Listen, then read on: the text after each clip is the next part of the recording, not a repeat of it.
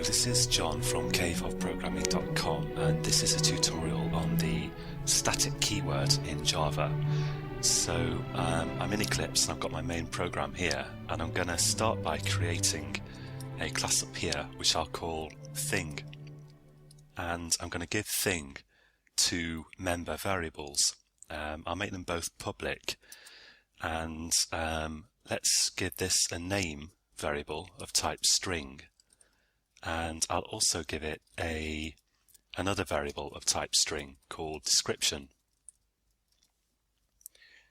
Now description I'm going to make static, so before the string type here I'm going to put the keyword static, and we'll have a look at what the difference is between this and this.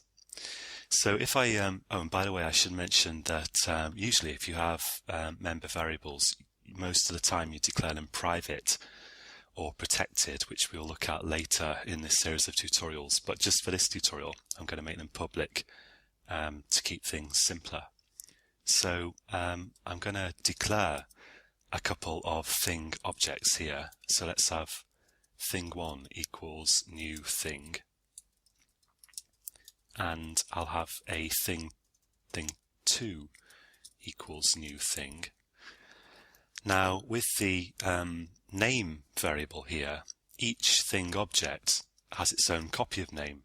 So I can set thing1.name equal to Bob and thing2.name equal to Sue. And of course I can display those with a sysout.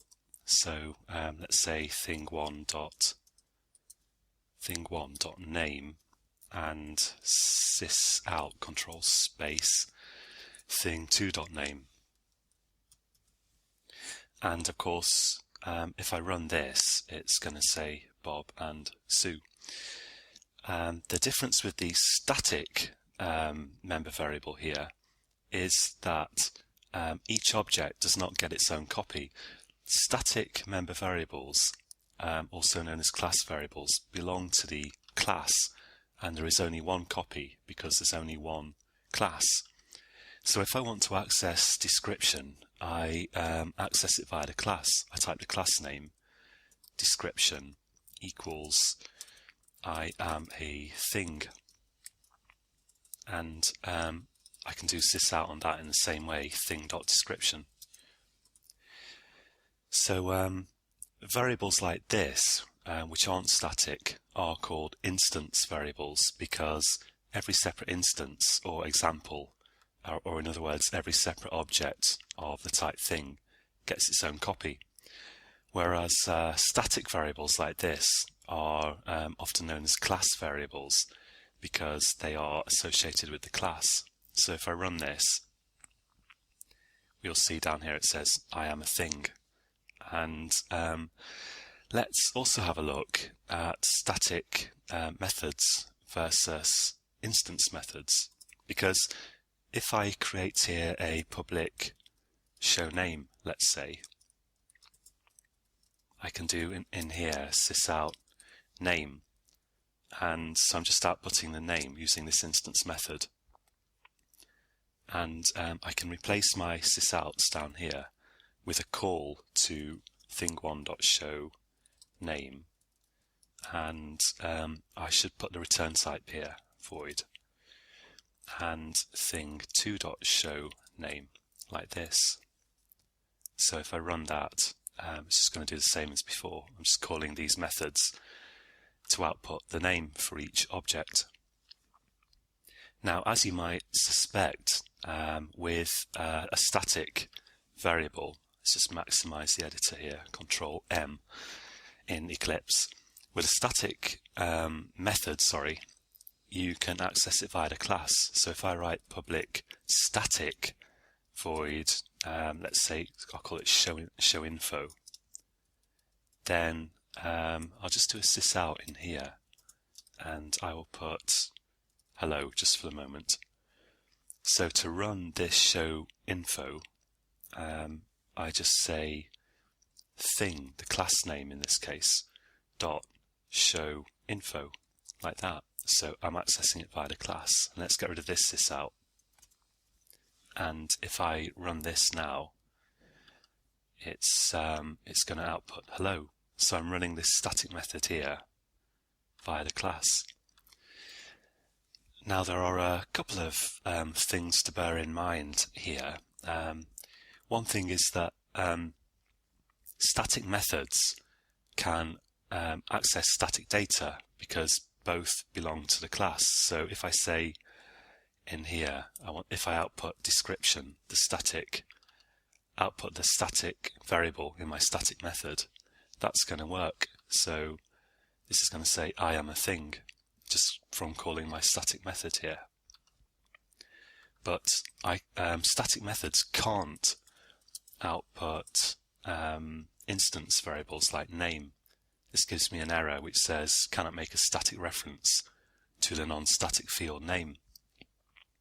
And that makes sense if you think about it, because the static data, the static instance variables exist before you've even created any objects from your class.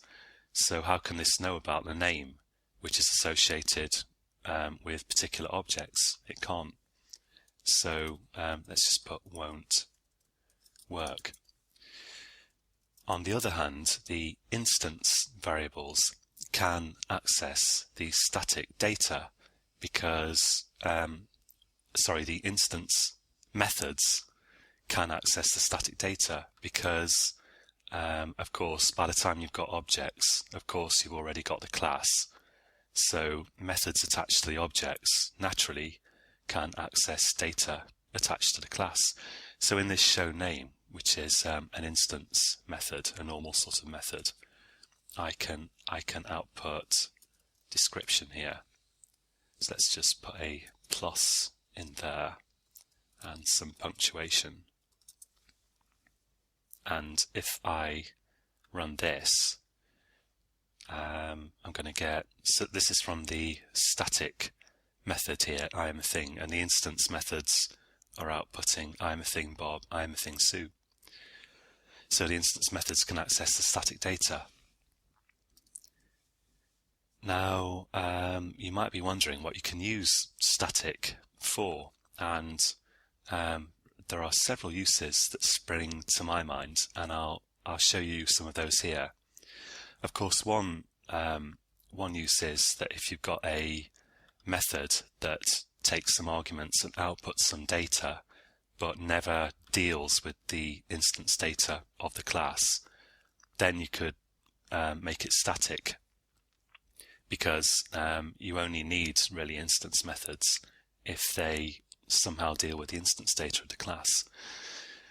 But there are a few other interesting uses as well. So let's say let's have a look at one typical use of static, which you can find in many places in Java, but a good example is the math.class. It's a standard part of the Java library, and the math.class has constants attached to it, for example pi. So if I output math.pi, you can see that I'm accessing a variable here, well, a constant actually. I'm accessing some data via the class math, which might lead you to suspect correctly that it's static. So if I run that, here we get pi being output down here, just from this. So let's see how we can make our own constant in the same way. So here, if I want a constant, so the kind of thing that I want to achieve is I want to be able to say something like the name of my class, which is thing dot, let's say, I don't know, thing dot lucky number, or this could be a string, sorry, lucky number, or whatever you like. Now see, pi is a constant, which means I can't reassign it. I can't do math.pi equals 3. If I save that, let's comment this out as well. So this will give me an error. the final field math.py cannot be assigned. It's constant, meaning it's unchangeable.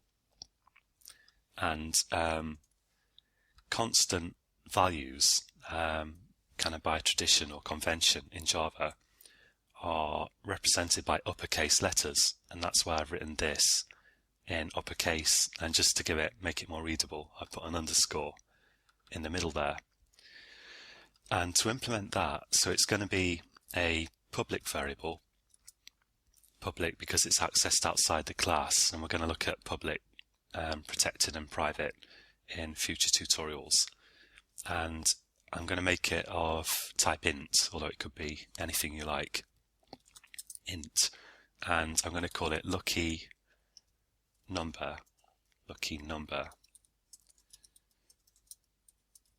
like this. And I'm going to make it, I want to access it via the class thing.luckynumber, so it's going to be static, so public static int. And I'm also going to declare it final, so I'm going to put the final keyword in here, and final is Java's version of constant, and that just ensures that you can't reassign a value to this. And if you have a final field, you've got to assign a value to it when you create it. So here I need to write equals, and then let's just set it equal to 7, because after you've created the variable, you will no longer be able to assign a new value to it because it's final, it's constant. So you can see that this will now work, and if I run that, it's going to say 7 down here. So I've just got this constant value, which, as I say, could be a string or whatever, that's attached to my class. And you see that all over the place in Java, like in the color class in string, or jframe.exit on close, and math constants, and it's absolutely all over the place. Another really good use of static is to count the number of objects that you are creating. So let's have in here just for simplicity, I'll make it public again, but normally this would be private and you'd access it via a getter, but I'll say public int count, and I'm going to make that static, so it's attached to the class, not to the particular objects, and I'm going to initialize it to the value 0, and I'll give thing a constructor, so I'll say public thing, no return type for the constructor. Now this constructor will be run every time you create a instance of thing.